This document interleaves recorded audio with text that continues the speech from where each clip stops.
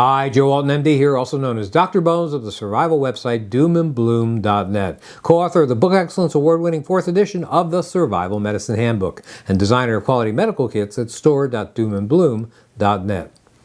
Last time I shared some general information about hurricane safety on important subjects like staying in place or bugging out, what to do about preserving food, and how to manage water supplies. There's more to being prepared to ride out the storm than these, however. Let's talk about shelter. You can have food and water, but if you're stuck out there in the elements, your chances of surviving might be pretty slim. Here's some advice from a guy who's been in the path of hurricanes more than he liked. Make sure to put up the shutters. If you have hurricane shutters, put them up at least 24 hours before hurricane landfall. Don't delay until the last minute. It is no fun to have to stand on a ladder in gale force winds and pouring rain to install them. I've been there. I've done that. Don't ask. It's bad. Move furniture and potted plants inside. If you can't for some reason, chain them together against an outer wall downwind from the direction of the storm. Prune trees.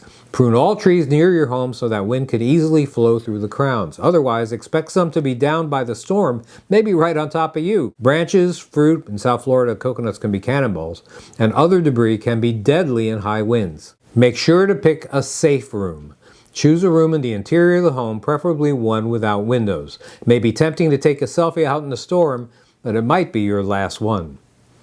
Place candles in pans. Candles can be knocked over by winds and cause fires. If you have to use them, stick them in a pan with shiny sides that would be deep enough to cover the flame. Have tarps. Large tarps can be used to cover windows and, after the storm, any areas of the roof that may have been damaged. Don't expect roofers to be waiting for your call. They are going to be in demand. I remember it took more than a year for all the tarps to disappear down here after Hurricane Wilma hit South Florida in 2005. Then there's sandbagging. Sandbags may help protect your home from flooding if it's less than about 2 feet high.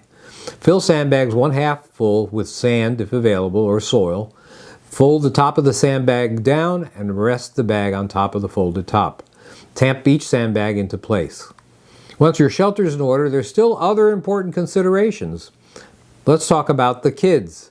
Have board games, toys, and books to keep the children's minds off scary winds. If you're evacuating, let kids bring their favorite stuffed animal, blanket, or pillow to keep them calm. Then there are your other kids. Don't forget to take into account the needs of your pets. Have food, water, and their favorite toy available. Whether you leave or stay at home, you have to make sure to do this. Remember, municipal shelters may have supplies for you, but not for your pet. And then there's your other kid. Make sure your car is in good working order and filled with gas. Having some spare gas cans can be useful in case of a shortage at the pumps. They can also be used to run generators, although never inside or at the entrance to your home. Entire families have been overwhelmed by the fumes.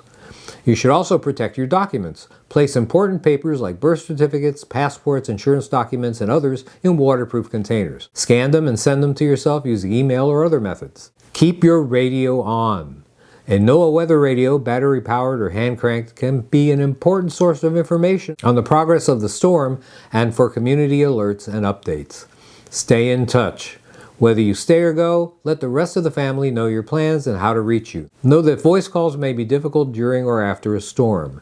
Cell companies count on no more than 20% call capacity at any one time. Texts, however, seem to go through more easily than voice calls, even in high-volume settings. Being prepared for a hurricane can make sure that the storm will be just a bump on the road and not the end of the road for you and your family.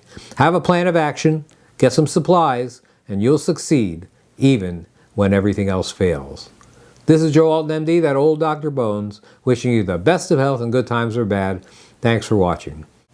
Hi, Nurse Amy here. Just wanted to remind you guys not to forget to visit store.doomandbloom.net for all your holiday shopping, gifts for birthdays, Mother's Day, Father's Day, any day actually. If you want to help somebody survive a first aid issue, make sure you go to store.doomandbloom.net.